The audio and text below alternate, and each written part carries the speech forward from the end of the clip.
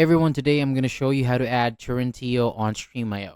So to start, open up Stremio on your device and go to the add-ons section.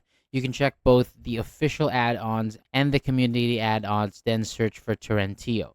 If nothing shows up in the search results, don't worry because you can still install it using a web browser.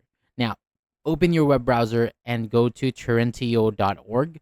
So once the page loads, scroll down carefully and you may see some ads on the page. So make sure that you do not click on anything that looks like an ad.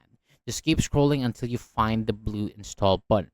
After you click the install button, it should try to open Stremio automatically.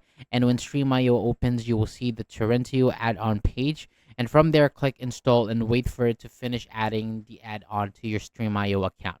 Once it is installed, you can go back to the add-on section in Stremio and check if Torrentio is now listed there. So this is helpful because it lets you add Torrentio even if it does not appear when you search inside the Stremio app. So that is all for today. Thank you so much for watching. For more videos like this, hit the subscribe button below and I'll see you on the next video.